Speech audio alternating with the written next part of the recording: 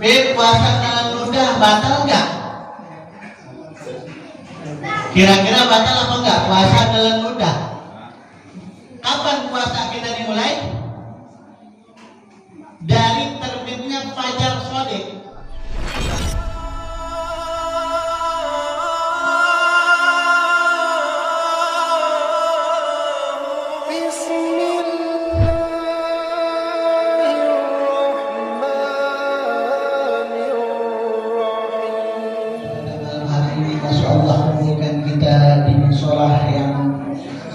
Insya Allah di tempat ini Allah curahkan ampunannya, Allah limpahkan rahmatnya untuk kita semua. Tidaklah kita pulang dari tempat ini kecuali dosa-dosa kita diampuni Allah Subhanahu wa Ta'ala. Ya Allah, ya Rabbal Alamin.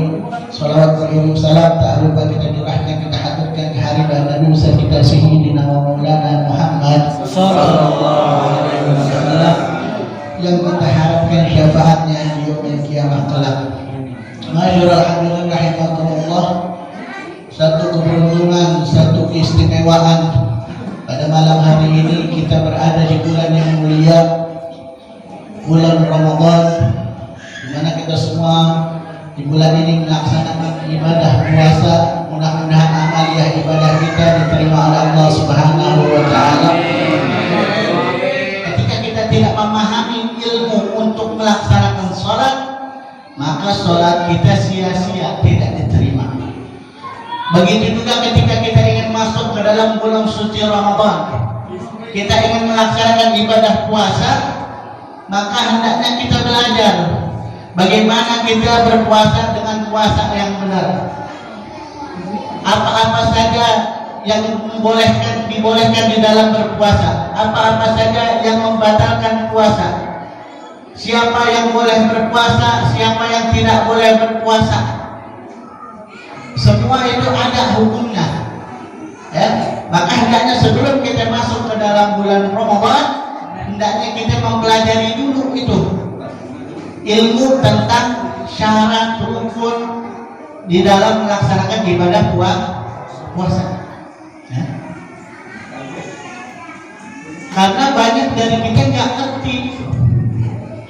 Puasa cuma tahu nahan lapar, nahan haus, tapi ilmunya dia nggak ngerti. Puasa kalau ludah batal nggak?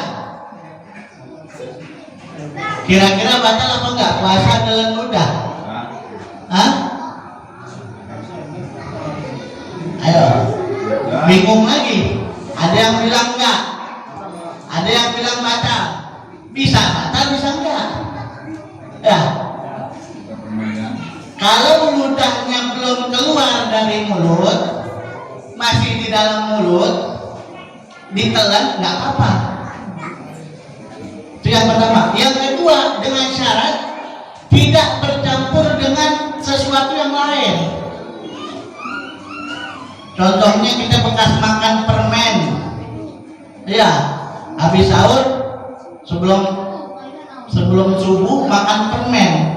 Masih ada sisa nih di mulut kita, belum kumur-kumur, bekas permennya rasanya masih ada, terus kita telan itu masih berasa, maka puasanya batal karena masih ada sisa-sisa makanan. Tapi kalau cuma ludah doang, murni ludah, kita telan nggak apa, selama ludah itu belum keluar dari mulut. Kalau udah keluar dari mulut, jangan hirup lagi. Kita ini kadang-kadang mungkin tengah hari keasikan tidur di masjid sambil duduk, ngiler keluar tuh ludah, kita hirup lagi. Ada yang modelan begitu? Batal puasanya, karena itu udah keluar dari mulut. Jangan diulang-ulang lagi itu. Kita harus tahu. Terus bagaimana mulainya kita puasa? Dari kapan kita puasa itu dimulai dari kapan? Kapan puasa kita dimulai?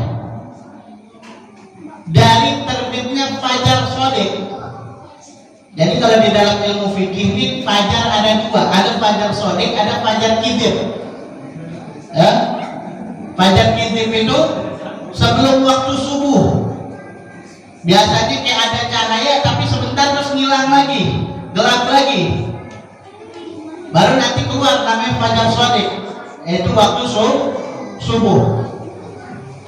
Dimulai dari waktu subuh terbitnya fajar shadiq sampai tenggelamnya matahari, sampai matahari udah nggak kelihatan. Itu waktu kita untuk berpuasa. Maka ilmu ini wajib, ya. Macam-macam kita di dalam berpuasa. Ada yang membatalkan puasa, ada syaratnya puasa, ada yang boleh puasa, ada yang nggak boleh puasa. Ini kita harus tahu. Ada yang disunahkan, ada yang wajib. Supaya apa? Supaya puasa kita diterima oleh Allah. Ada juga puasanya benar, tapi nggak dapat pahala. Ada yang puasanya nggak benar. Kalau puasanya nggak benar, otomatis langsung ditolak. Yaitu puasa tanpa ilmu, langsung ditolak sama Allah. Tapi ada juga puasanya udah pakai ilmu, tapi pahalanya nggak dapat. Kam min sha'imin laisa min siyamihi illa ju'wal aqas. Berapa banyak orang yang berpuasa nggak dapat sesuatu di dalam puasanya kecuali lapar dan haus. Puasanya cuma dapat nahan lapar, nahan haus, tapi nggak dapat pahala. Pahala ini sesuatu yang baik, kita nggak ada yang tahu. Allah cuma yang tahu itu pahala. Setelah Allah itu mau dikasih mau enggak. Tapi ada orang yang puasa nggak dapat pahala, dapat capeknya doang, lapar haus, nggak dapat pahala. Artinya sia-sia laparnya kita. Padahal pahala puasa ini amat sangat besar di sisi Allah. Ibadah-ibadah yang lain buat diri kita sendiri kata Allah. Tapi kalau puasa kita ini buat Allah. Artinya pahalanya sangat besar. Maka sangat sayang kalau puasa kita tidak mendapatkan pahala di sisi Allah. Siapa itu? Orang yang suka bohong. Orang yang suka bohong puasanya sia-sia. Orang yang suka ngadu domba, orang yang suka gibah, orang yang suka ngomong kotor. Nah, ini orang-orang yang seperti ini, mereka termasuk daripada sia-sia di dalam berpuasa. Kemudian siapa lagi? Orang yang sombong di dalam berpuasa, ngerasa paling hebat, ngerasa paling alim, ngerasa paling ibadah, ngerasa paling soleh. Itu juga termasuk daripada orang-orang yang enggak mendapatkan pahala di dalam berpuasa. Makanya di dalam berpuasa ini pentingnya kita pertama ilmu, kedua amal. Amalia kita di dalam berpuasa. Jangan cuma kita puasa sekedar menahan lapar dan menahan haus, tapi juga kita jauhi daripada sifat-sifat riya, sombong, namimah, adu domba, hasud. Nah, ini semua kita jauhi supaya apa?